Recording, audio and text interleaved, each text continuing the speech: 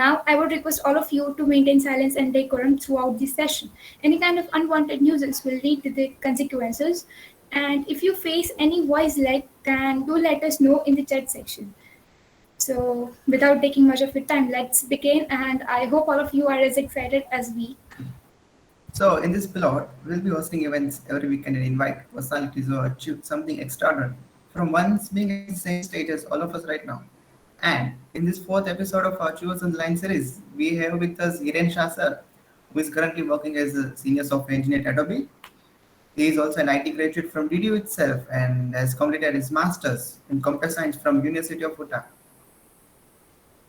Hiren sir, first of all, thank you so much for joining us here today. We are really, really fortunate to have you at our event. As we all are super excited to know about Adobe, then let's talk about it. Adobe, Thank yes, sir. Can you hear me okay? Yes, sir, properly. Perfect. Okay, so thank you very much for inviting me today, and I hope you all are doing good. So yeah, as Kosh and Kivya mentioned that yes, I studied at DDU. From 2009 to 2013. Um, I was in the IT department. So Kivya, can you repeat the question? I couldn't hear you properly. Yes, sure. Let's talk about Adobe first, as we all are super excited to know about Adobe. Adobe prides itself on being so innovative. Adobe Creative Cloud mobile apps have been downloaded like 449 million times, and more than 300 billion PDF were opened in Adobe product in the last year, which is, I must say, that really something being out of ordinary. So, what makes Adobe so special? So yeah, absolutely. Like Adobe is kind of a leader in the business that we operate in. So Adobe operates in three different businesses: Creative Cloud, Experience Cloud, and Document Cloud. And most of our popular products are basically from Creative Cloud, but we also operate in different domains as well. So yeah, like Adobe has been very special to me, and I definitely love working at Adobe. For me, it's been 4.5 years. I joined Adobe as an intern in May 2017, and I continued full time after my internship. So it's a great place to work. I really like the kind of challenges and problems that we work on daily basis, and also like the culture is exceptional. It is so Adobe has the ethos such as exceptional, genuine, involved, and most of the people at Adobe, they truly live by those values. So yeah, it's a great company to work for, both culture wise and the kind of challenges and problems that we work on day-to-day basis. So, so thank you, sir. How fantastic is that? So we are now eager to know about your life at Adobe and how your day go through there. And second, uh, is there any style change and what remains same after joining the Adobe? Can you repeat the last part of the So question? what style change and what remains the same of yours after joining the Adobe? Right. So I'm currently working as a senior software development engineer at Adobe. I'm part of the cloud technology engineering team. So when I joined Adobe, I was a computer scientist intern. I joined as the Adobe IO org. That is basically the third party like developer services team.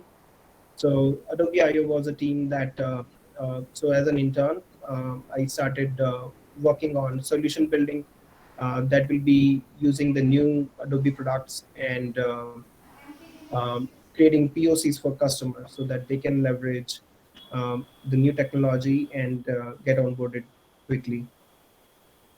After that, so when I joined as a full time, I joined in the cloud technology group. So cloud technology is responsible for managing the APIs across Adobe.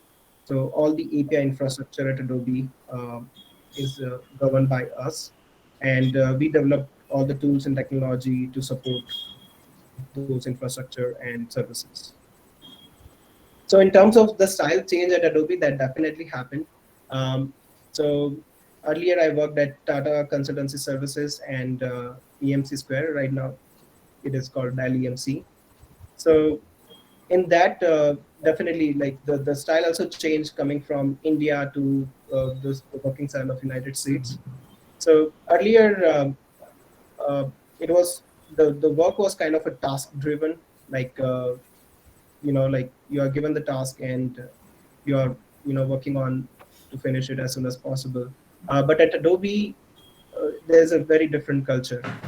So you are expected to experiment and fail fast. So not just, it doesn't matter like how you are performing the work or how you're delivering the work, but it also matters that how you're performing your work, how innovative, how disruptive you are in your thinking, and what are the new ways you're finding to get your work done. And that is very appreciated. It's not like sticking to what you are, you know, um, what your team charter is, but also to think, to broad your vision and think more, widely. Okay. Well, I must say that it's quite inspiring. So now let's talk about internship opportunities at Adobe for an undergrad pass out. Like, what are the prerequisites for getting an internship? And it would be really great if you share the details about when to apply and stuff related to the interview process as well. Right. So I'm not sure about hiring process in India, but in United States, generally Adobe comes with the summer internship program every year. So application for that usually, and I'm sure there must be something similar in India as well. So yeah, basically the process is pretty standard, that you go to career page and apply for an internship position that is suitable for your profile. Um, and yeah, just try to make your resume uh, as impressive so that you can get an interview call. The interview is kind of a 4 to 5 round process. There is a first telephonic interview, and then there would be a couple of rounds of on-site technical interviews, coding challenges, and coding questions. And there's also one behavioral round that analyzes the kind of personality you are. Okay. Sir, you were a computer scientist intern for 8 months at Adobe. So, you directly got a PPO for computer scientist or you reapplied for that? So no, actually, it was a gradual, process. As a computer scientist intern, they Adobe had me decided to hire me full time, and they offered me computer scientist position after the internship. Okay. So that's nice to hear about internship opportunities at Adobe, and we'll surely consider applying that. And now you are at the senior position at the Adobe. So are there any lessons from your previous work at Dell and at TCS that have been most influential on your current position? Well, absolutely. So I worked in India for around 4 years. I worked in Tata Consultancy Services for 2 years. I was working in the banking and finance domain in TCS. And later on, when I joined Dell EMC, I was working on life sciences domain. So those experiences definitely helped paving the path for me in Adobe. So basically, the experiences of building solutions and implementing them at a large scale. These are like the two key, points that helped me at Adobe, and that is what I learned at TCS and then EMC. Okay. Okay. So, speaking of lessons and learning that had an impact in your journey, can you throw some light on how CSI and other clubs helped you in your career? Right. So let's take a step back. We directly jump into Adobe and my current role. So let's take a step back here. So yeah, so I was born and brought up in Riyadh itself, and I studied in a non-English medium school. I studied in a Gujarati medium school. So joining DDIT and starting my engineering, like I had kind of little inferiority complex that I'm coming from a small town. I've never studied in an English medium school.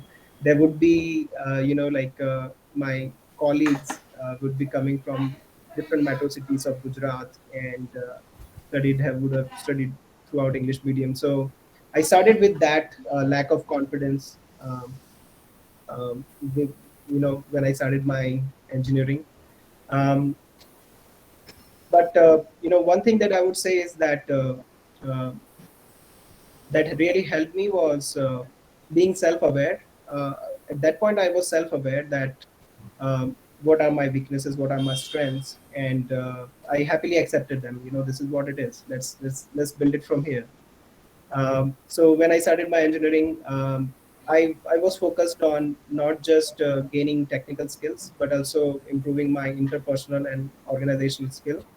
And that was a reason that motivated me to join Computer Society of India. And um, if Siddharth sir is here, I would like to take the opportunity to thank you, to thank him. So he was the panelist who was interviewing me for the committee member position in CSI. Now, CSI gave me opportunity to develop my interpersonal skill and organization skill, and they were great seniors to work with. Udit Gami, I know that he was presenting last week or so. So Udit Gami, Rutul Dattani, so these were the seniors who were very influential for me, being part of the CSI. And yeah, it definitely helped me in developing the interpersonal and organization skill. And to succeed in your job or in your profession, it is as important as the technical skills. Okay. So that was very insightful, sir. So we are going through your GitHub profile, and there was a lot of Gatsby and backend related stuff. So according to you, is Gatsby the next big thing in web development? And how the course of web dev has evolved in recent years? Right. So Gatsby JS we are using for a particular product that we developed. So Adobe, like me and my colleague from Canada, basically we were tasked for creating one single source of truth for documentation across Adobe. So the way it was is that Adobe is a company of acquired companies. So there are a lot of different processes that is being followed in different parts of the company. And as a cloud tech and a central team, we decided to make a tool that is fully automated, self-service, um, and end-to-end automated tool for deploying and hosting the documentation. So the teams would author their content in Markdown, Open API spec, JSON schemas, and my colleague Simon and I we developed a product that's we called as Parliament because it is developed by me and him. We are from countries like India and Canada, which runs Parliament. So we decided to call it Parliament, and Parliament in general is also a collection of wise owls.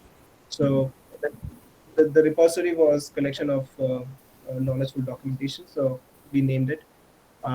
So Gatsby was particularly used for this product. Now we also evaluated 20 plus proprietary and open source solutions, but none of it was working for the custom needs that Adobe have. So we went on developing this product and used Gatsby. So and there are so Gatsby particularly we are using it for static site generation, and we have other end-to-end process attached to it. And if you would like to take a look, the project is also open source. So let me put the link in the chat.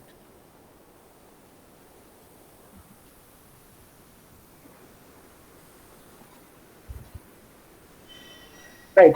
Coming back to the future of software development, I know that there is a lot of buzz around machine learning, AI, Hmm. and that is definitely the future of our industry.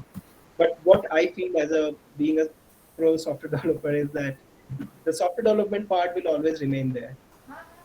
AI and ML would definitely help us in making up better decisions. But to deliver those capabilities, you still need APIs and interfaces.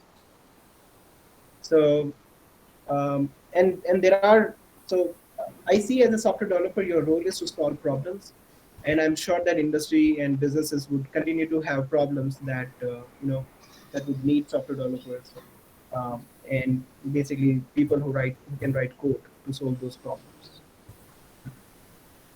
Okay. It was a really insightful answer. Yes, well, I quite agree with your views on that, and I must say that you have a pretty good job.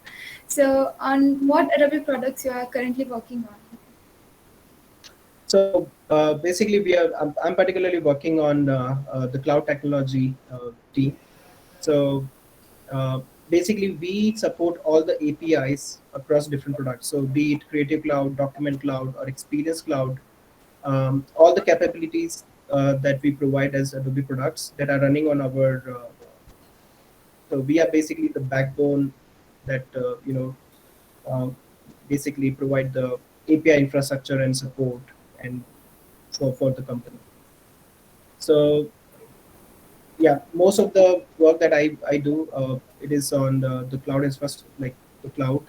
So I write code in function as a service platform. Like mostly I write code in Node.js, React.js, and yeah, pretty much it. So not any Adobe particular product particularly, but we are kind of a horizontal team that basically provide backbone to all the Adobe products. Okay. So good luck for the projects you're working on at Adobe. So let's dive into the culture of US. So what makes US special in the field of technology? Right. This is what I was curious as well. That's why I came here. So after 4 years of working in India, I decided to enhance my knowledge and gain new skills. And definitely, like masters in US was always on the plan. I was just waiting for the right time. So instead of jumping directly, like right after my bachelor's, going into masters, like I joined TCS. It was a great opportunity, but like around 4 years of experience, I thought that this may be the right time. So I came here for uh, to University of Utah to pursue MS in Information Systems, and there are like pretty like I would say significant difference in terms of culture. So in India, at least for the companies that I work with, I have seen you know the shift in culture. So for example, when I was working for TCS, the culture was more of getting the job done, uh, and uh, there was no scope of being innovative, and being innovative was not being appreciated that much, right? So it is client driven, service based company, so you are focused on the focus was on running the business rather than creating any new tool technology or any new processes. So the scope was very limited, in I would say, in that way, and basically the focus was to run the business. When I joined Dell EMC, I saw the culture getting better because it was a product based company. Now the culture shift between service and product is also very significant. So at Dell EMC, the things were opened a little bit. I would say that there was a scope of your opinions, your inputs, your innovation. But again, I was in a consultant role, and delivering projects to dedicated clients and domain and industry. So again, it was driven by the customers and what they need, right?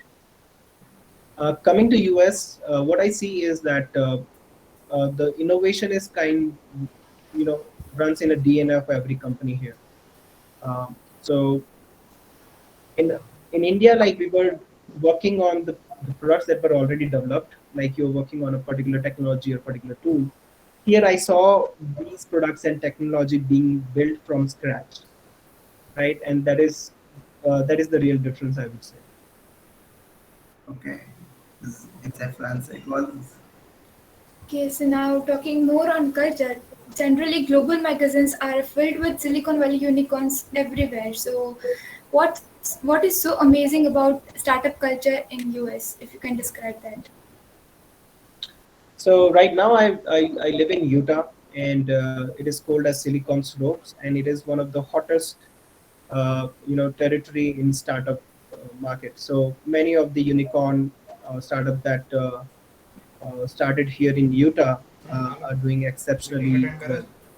So for example, the way Adobe became part of Utah was because of the startup here. It's called Omniture. So Adobe acquired Omniture around 2006, and this is how Adobe Analytics became, part of their, uh, you know, offering, and it is one of the most successful product across Adobe. So the startup culture here at Utah, in the US in general, is great because I believe that the funding opportunity are easier to find in US. If you have a great idea, there are many basically launch pads that you can work with to launch your startup. So one of the initiative that my university has, it's called the Sound Institute, and it only like like it directly works with those startups and getting them started.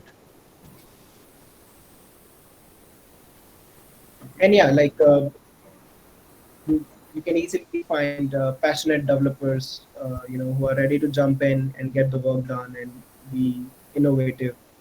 So that is again a plus point for s- getting a starting a startup company. Okay, so well, this satisfies our curiosity about Silicon Valley. So most undergrads opting for masters are skeptical about choosing between whether to gain experience from a job and then going for masters or directly opting for masters. So what is your take on that? Well, I would say it really depends on you whether you are ready or not, right? In my case, like my best friends at the university, they went for masters right after bachelor's, while I was working in India, and they were keep on asking me that when are you coming? You should definitely come.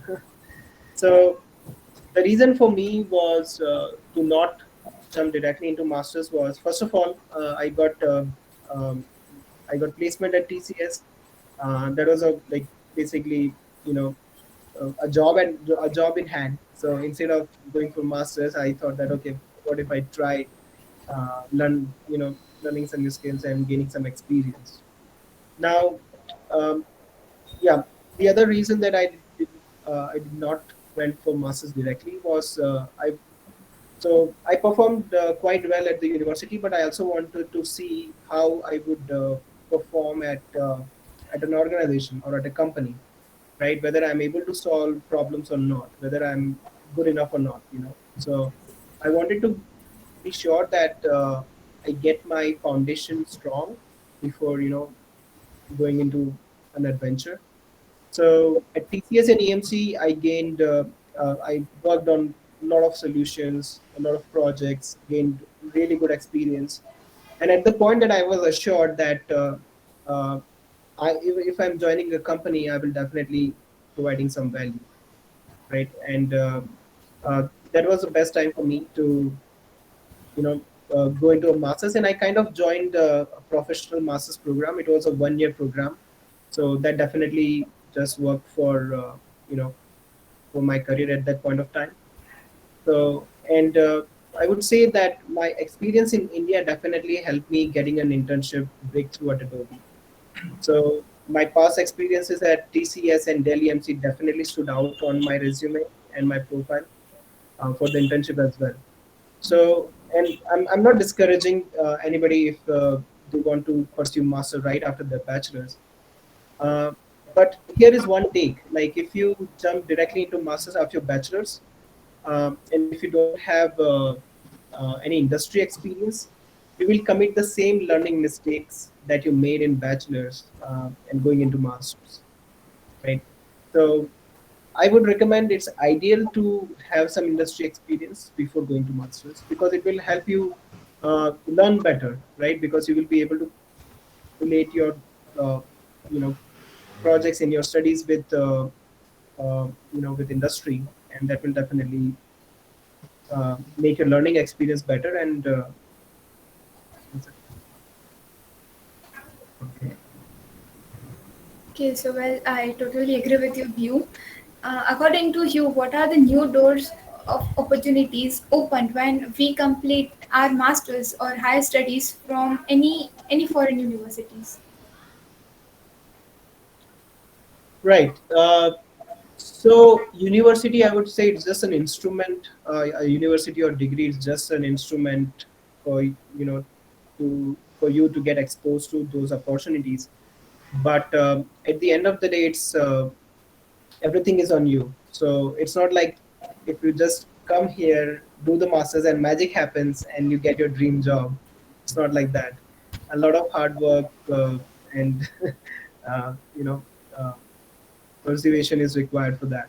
And so you need to choose your path as well. You need to, as I mentioned earlier, that being self-aware, you should be aware of uh, what kind of a career you are looking for yourself. What are the areas that you are good at? What are the areas where you can provide value to the organization that you'll be working for, right? And what are the things that you are generally good at, right? So it could be data science, it could be software development, it could be DevOps, it could be data analysis, right? But you need to find your forte and uh, work on it, like sharpening the saw. Um, why anybody would hire you, right? Like that is the question. So you need to be as good in something that makes you employable. So at the end of the day, yeah, the university, the degree would open, would expose you to those opportunities. But to live up to those opportunities, it all depends on you, how how you have crafted yourself. Okay. So it was interesting to know that. So it is generally said that work experience is useful for masters, and you recently mentioned that your work experience in India helped you in your masters. So how your work experience helped you? The work experience in India. Ah, yes, yes. And then you Yeah, did so, masters. So yes. right. So I would say the work experience in India, I think it was great. Like I had the, you know, so starting from TCS, right after college, I had a job in my hand. I started working at TCS, and that was definitely acted as a launch pad, right? TCS was the first company that I was working on real problems and real solutions, and that gave me ample opportunity to groom myself to so now we implement solution at the universities, create projects that are uh, that are different. But when you're working for a company and working on real solution, that experience is definitely uh, very different from what you do at the university, right? Because there's a like the quality of solution is involved, the efficiency is involved, even the scale is involved, right? That whatever you have developed, is it the best solution? Does it do the job in the least amount of time and space complexity? And is it scalable? For example, if I throw uh, 1 million you know hits to the API, would it survive? Okay. So yeah, things like that. TCS definitely helped me in acted as a launch pad, and I learned a lot for people who are in my team as well. So there were seniors in my team who are very influential. They were very good at what they do, and yeah, I learned a lot of skills that help you to be successful at a job. And that is like looking up to your mentors and some pros in your team. Yeah. taking inspiration from them and learning their style of work. At Delhi MC, it was more of a kind of whatever I learned on TCS, I applied at Delhi MC. So I would say like 2 years of TCS, I think the learning still stays with me even today. My approach to working for a problem and solution that was developed at TCS and that is still in practice. So the tools and technologies have been changing even now at Adobe. Like what I started as an intern and what I'm doing right now is very different. So never commit yourself to any tools and technologies, but develop processes and approaches. You know, to if you have to develop a new feature, how would you approach it? If you want to solve a problem, how would you approach it? So this is something that goes a long way. So the solution driven mindset that I not like I adapted in TCS, it's still with me and it is still in practice. Okay, that's again that answer.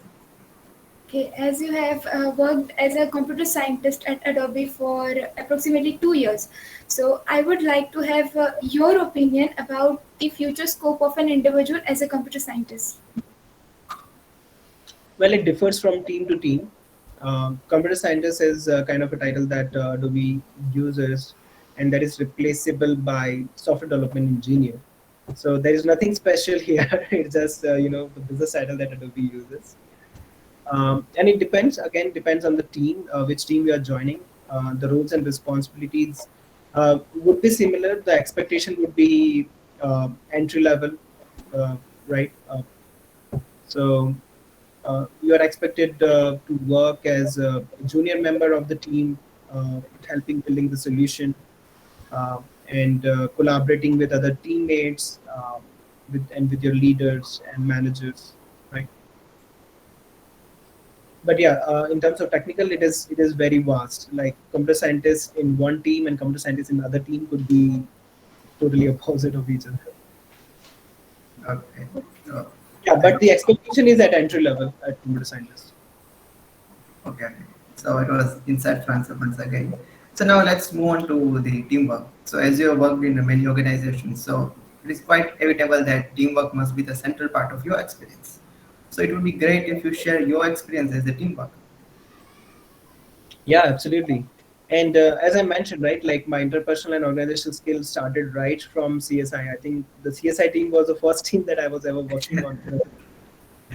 So uh, yeah, and this is a very very important skill to succeed in a professional setup or even in general, even in your personal life as well. Collaboration is definitely the way to move forward. You know, for any organization or even in your life. So collaboration is definitely the key, and uh, to be so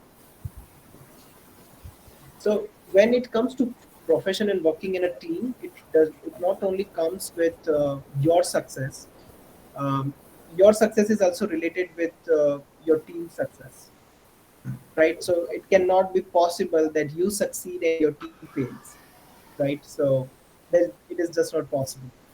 So for you to succeed, you have to make sure that your team succeeds, right? Your leader succeeds, and that's how you would also uh, be successful.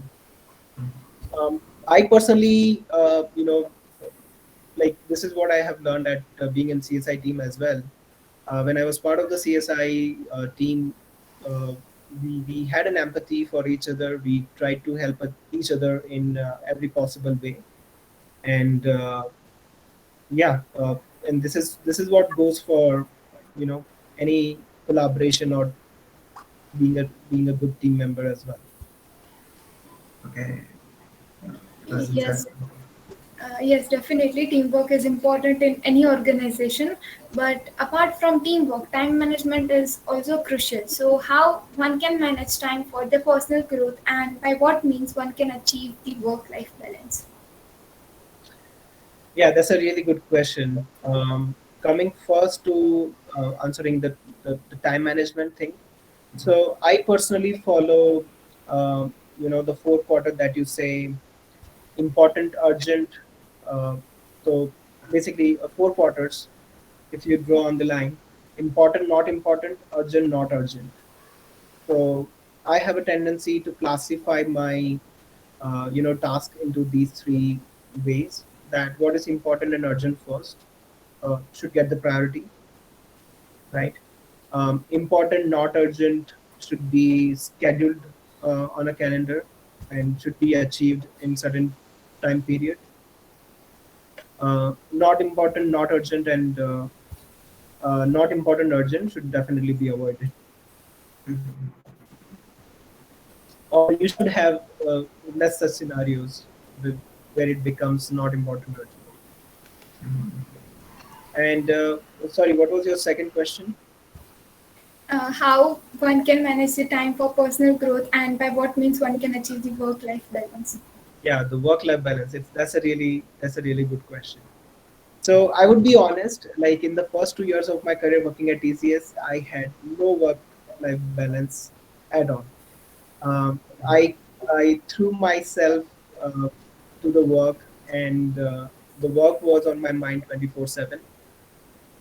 So uh, I was very much involved in the work, and the reason was, I wanted to get ahead. I wanted to just take the opportunity, and you know, I was trying to get an on-site, so that's why I wanted to make sure that I stand out to be eligible for an on-site opportunity. So in the first 2 years, I wouldn't say that I had any work-life balance. I was working with a so in TCS, I was working for Morgan Stanley. They were basically our account. In Morgan Stanley, there was a senior manager, and we got very well acquainted. And he mentioned to me that um, I was just like you when I started my job. And here is one advice from you that don't do this. You will burn out yourself. You will at one point you will burn out yourself, and you will not feel like working anymore. And I want you to continue to work. So work life balance is definitely I would emphasize on. um, so there is always something that you can work on. Work is a never ending process. So you have to unplug yourself at one point, and uh, have a little breather, because the work is an endless process, and you definitely keep it as priority. But you can't make it as a center of your life, right? Because you will be missing on the other good parts of about life. And another good aspect of having a work-life balance is that it improves your productivity overall.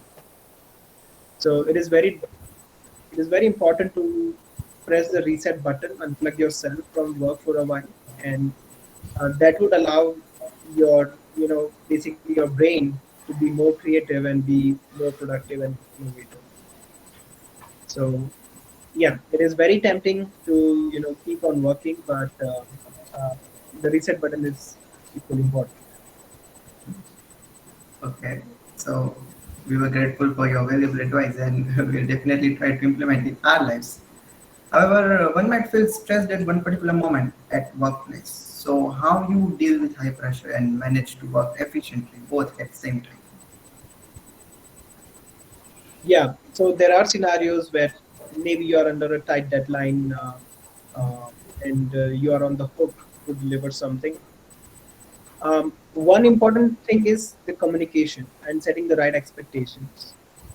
So these, if you are communicating clearly and if you are setting the right expectation, you would never be under a pressure situation or a scenario. So basically, this is to avoid any unnecessarily or uninvited pressure or stress, right? Uh, Communicating clearly and setting the right expectations for with whoever you are working on. Even after that, there are genuinely scenarios where you will feel under pressure and under stress. So yeah, how do we deal with that? Okay. So I personally, as a person, like I have never felt under pressure or under stress. Uh, there are scenarios when I'm on a hook of something, I tend to enjoy the pressure and getting the getting the work done. uh, Feeling nervous, anxious, it is not going to help you. So you need to have the sanity in your mind and to be calm in regardless of what situation is, and that is the only way you can get out of that situation. So having faith in yourself, having faith in God would definitely help. Okay. Okay, so these are really noteworthy points. We use our soft skills every day at work, and developing this soft skill will help us to accelerate our career progression. So, hence, by what medium one can improve his or her soft skills? Yeah, that is something that I have dealt with in past. So first of all, yeah, just being self aware that okay, this is the thing that you're lacking and you want to improve on, and just find the opportunities to improve, these skills. For me, becoming a part of a CSI was definitely helpful for improving my soft skills. I did a couple of other things as well. I worked at a call center. Uh, so it was a private setup from a realtor in Canada, in Riyadh. So I joined part time working for the call center just so that I can have a conversation with people in Canada in English. So uh, that helped me in two ways. It improved my vocabulary, pronunciation, and in general spoken English, and it also gave me confidence to speak in English at that time. So once you identify yourself that these are the area that you want to improve on, all you do is you look for opportunities, and you know whatever makes sense for you, you should jump into right away, and Okay. without without fear of failures. Like it is okay to fail. Like it is said that the Rome was not built in one day. So if something needs to be improved on or fixed, it will take time. So allow yourself without being anxious or without getting frustrated. Uh, there is a process you need to go through that process. Okay. So thank you for sharing, and this will be helpful for everyone, I guess. Now, usually behind every successful person, there is someone who motivates them or gives inspiration. So, what inspired you to have your career in the technology, and are there any role models for you? So okay, so there are two ways I would like to tackle this question. So one is motivation in personal life. So that has been my father. So my father has been the real motivation, behind me. So he allowed me to experiment, and trying to do something different. So he was always supportive of that, and all of my ambitions and uh, yeah, like whatever I wanted to achieve in my life, he was always supportive, and uh, so he was the real force behind it. In terms of professional motivation, so very early in the age, I knew that I was very passionate about computers and technology, IT in general. So I was very clear that I wanted to pursue my career in this field, and to achieve that, yeah, there were definitely examples who were successful, um, and I took inspiration from them, and they acted for me as a mentor. And you meet your mentors at different stages of life for different purposes. For the career, there were a few people, in Nadiad who I was looking, up to. Going forward, yeah, so along my career path, I made really good. I was fortunate to meet great people, and they still act as a mentor or a friend uh, into this life as well. So in TCS, yeah, I met great leaders, and I Uh, they are right now my mentor, and I'm still in touch with them. So the the team lead in TCS, I learned a lot from him, his style of working, um, and there was a counterpart in United States who was leading the production support. Um, so yeah, like for I would say for um different ways you meet the mentors, and they definitely influence you in one or the other way. Okay. So I would love to ask one last question before we close. What are the things that you regret the most and would like to change if you are given a chance?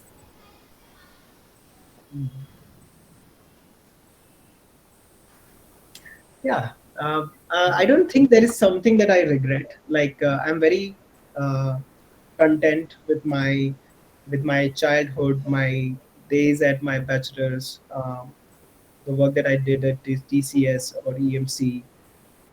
So honestly, like I'm pretty much content, and I do not regret as such. Regret is a very big word. So this has been my philosophy in life, that there is no right or wrong decision. You take a decision and make it right and wrong. So I have been fortunate enough to take decisions and make it right for me. So yeah, no regrets. I'm very proud of my upbringing, my education background, and the jobs that I did. So yeah. Okay, so it was really great to hear about your learnings. So now, summing up everything, would you like to share any words of final advice for all of us? Right. So I one thing that I would like to share is that I don't definitely feel all of you. I know that um, in which state you are. I have been there. I have been there. Uh, and one thing that I would like to say is that it's not as scary as it looks. So I'm sure that you will have many questions. Whatever path that you're trying to see, it's not clear. It's dark. You can't see through. But it's not as scary as it looks. Couple of things that would I think that would be basically applicable for everyone would be um, so self-awareness is definitely something that I keep emphasizing on, being self-aware, being aware of your weakness, strength, uh, you know, and be honest to yourself. So being honest to yourself allows you to improve from where you are. If you have not accepted yourself as the way you are right now, you will not be able to uh, build yourself forward. And every new phase of your life would require a different version of you. So don't fixate on anything. Be very agile in terms of what you do and how you do it. So be very adaptive to the situation. Be very much agile, and that will definitely lead you to better paths. And yeah, stay committed to your dreams. Um, you are not running a race that you have to achieve something by some time. It doesn't work like that. So stay committed, stay true to your dreams, and keep the fire. Okay, so it was really nice words. Yes, sir. Thank you so much for your advice. We would surely keep this in mind. So I guess this brings us to the end of the session. So we can now move on to the doubt session. Yeah. So if you have any doubts, then type them into the chat section.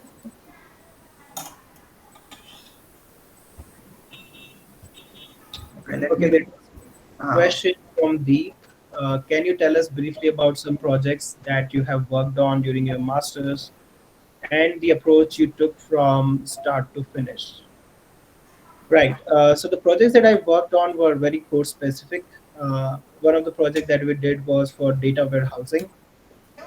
Um, And that is something that it's my personal favorite. So we were given with the data set of a soccer field. Um, so they were basically like two data sets. One was for the coordinates of the field, and the other was the related activity that happened at different times in that field. So it was a very basic project. Um the way I approached it was we were working in a team, and the goal was to calculate uh, the MVP player of in the game. So the way we approached it, I would say I was pretty sure that we are not gonna take uh, you know standard implementation. We'll try to be a little innovative, and let's see what innovative insight we can get out of it.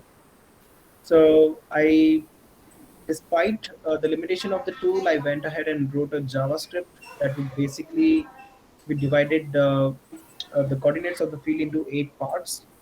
And in the game of soccer, if the tackle is happening in the middle of the field, it is not as aggressive.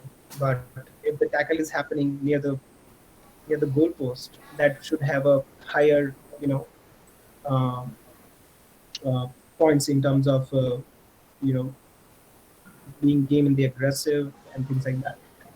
So we wrote on custom code to translate those coordinates into and give them a different weights. So basically the coordinates were given weights, the events were given weights, and the multiplication of that was kind of a deriving point of satisfaction. So to just to sum it up, there's always a way to look things differently and thinking out of the box.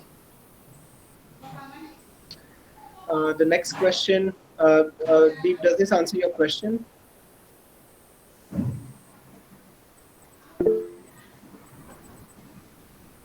Murtaja, hey Murtaja, is it ideal to prepare and finish with exams like IELTS and TOEFL, GRE and documentation like LOR and others required to go abroad during your bachelor's or while pursuing a job you are doing before masters, and how did you do it? Really good question, Murtaza. It depends on what approach you are taking. If you are ready to go to pursue masters right after your bachelor's, I would say you should start as early as possible. Like basically, maybe a year before your graduation, you should start working on IELTS, TOEFL, GRE. Letter of recommendations. Um, so for that, you will, if you are just doing your bachelor's, you will need to reach out to multiple professors who could write a letter of recommendation for you. In my case, I had 4 years of experience, so I had three letter of recommendation. One from my current company, Delhi MC, a senior manager from Delhi MC. One was from one of my managers in TCS, and one was from our university, a professor from our university. So depending on if you have work experience, it is recommended that you have some LOR from your work as well, and not just from your education of professors. Harshil Tank. Hey Harshil, is there any other way to go to abroad without masters? Well, it is. So if you're working for the service-based companies like TCS, Cognizant, Infosys, Accenture, they do have an on-site opportunities in some of the projects. It is never guaranteed, and it is more driven by luck than driven by your talent. So uh, I tried myself with that. Uh, I also got the H1B raised by TCS, but unfortunately I didn't get picked in lottery. Otherwise, I would have come to US on H1B from TCS also.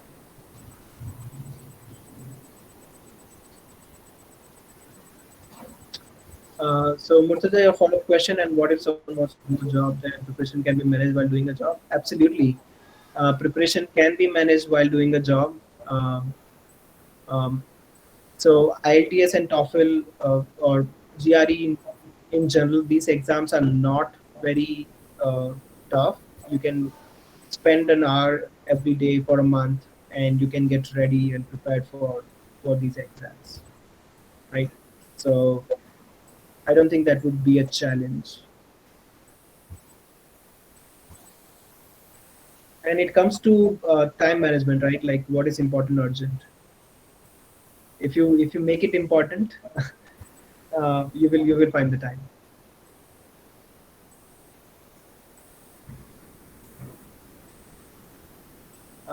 Hey Neha, could you throw some lights on scholarships or any TRA positions while pursuing masters? Yes. So I had a scholarship. I didn't get the academic scholarship because I was applying for the spring uh, like sessions.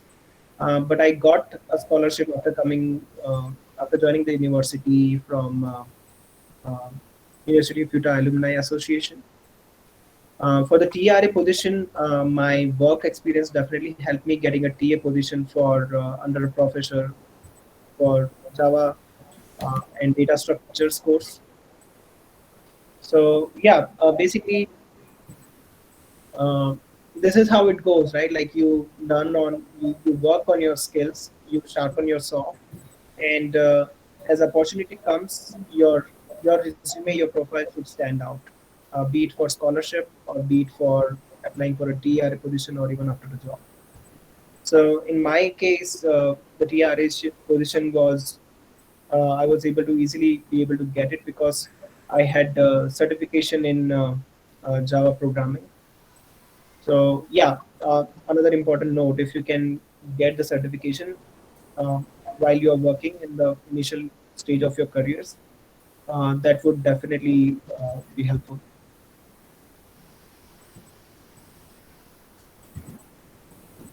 So, are there any other doubts?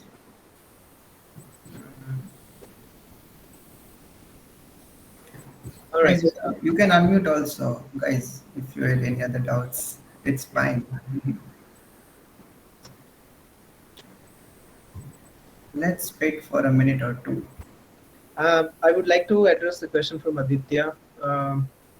Hey Aditya, so you asked, should we apply for a startup or go for a company with good name when we are in early days of our career? So yeah, uh, so in India I worked for TCS and Delhi MC, and they were like large enterprises. So honestly, when I came to US, I was looking to join a startup company. So, but when I got the opportunity from Adobe, it's again a large enterprise, but the culture is more like a startup culture. So that's why I find the right fit. Uh, I would say in early days at the startup, you would learn more.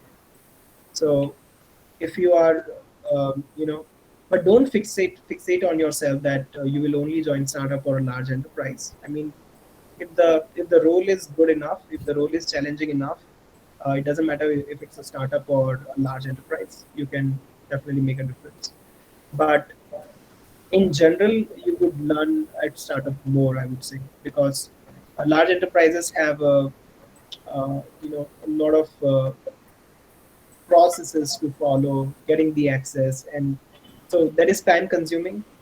But in early days for early career, startup would give you more learning opportunities for sure, and freedom to experiment. In your opinion, which are the languages undergraduates should know and should have proper grip on it after 4 years of tenure? So, hey Parsh, so um, when I was in DTU, our curriculum had .NET and Java part of curriculum, but I learned PHP on myself. And here's the thing: don't fixate yourself on any particular language. It doesn't matter what is your language of programming is. It's just that you need to develop good algorithm skills, data structures, uh, and, you should be comfortable working with data structure, and you should have good knowledge of algorithms, and implementing a business logic, because the programming language would change over the period of time. Uh, if I had to say today, I would say Node.js, um, R, Python. Python is definitely a very good language that would be useful. So Node.js, React, R, Python, if you can learn them. But again, don't fixate on programming languages. The real deal is that you should have uh, the logic behind the problems remains the priority. It doesn't matter. Like you can implement the same business logic in 7 different languages, as long as you are clear in your head that how you're going to tackle and solve this problem using algorithm and data structures.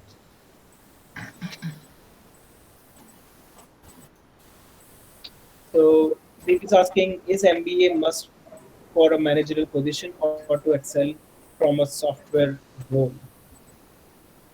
Uh, I would say it's not a must. I have seen product managers, engineering managers who do not have an MBA degree, but it will it will definitely help you in going forward in a leadership positions, not just for product managers and engineering managers, but even beyond that. So an MBA will definitely help you to learn the leadership qualities, and also it will be a basically a proven if you have an MBA.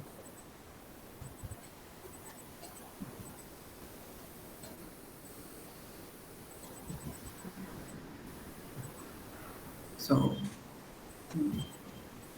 is there any other doubts, guys? You can still ask.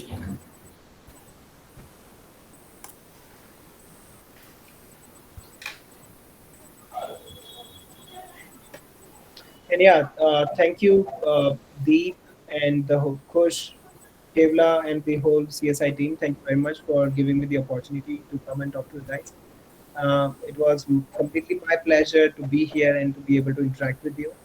And I wish you all great success in your life. And feel free to reach out to me on LinkedIn or on Facebook, Twitter, whichever medium you are using. I'll be happy to answer any further questions. Okay, thank you, sir. Thank So you, I sir, guess, for uh, having such time for us and coming to this event. Yep. I guess that's all for the doubt session. So here we come to end of the today's session. I, Kush Mano, on behalf of entire CSM team, first of all, spread my most sincere thanks to Hiren sir, who agreed to a session and gave his valuable time from his busy schedule to grace this meeting and share his knowledge and experiences. Further, big thanks to our Professor Siddharth Shah Sir for providing us with required support, guidance, and mentorship. And last but not least, I would like to extend my gratitude to all the participants for making today's session successful. We hope you gained some knowledge today from today's session. And we would like to end with a small request to fill up the feedback form, which help us to improve in the future. And the link for the same will be provided in the chat box. And do follow us on our Instagram handle, which is cs_edu, to stay tuned for upcoming sessions and latest updates. So here we officially end our fourth episode of our series Achievers on the Line. Stay tuned and have a great day.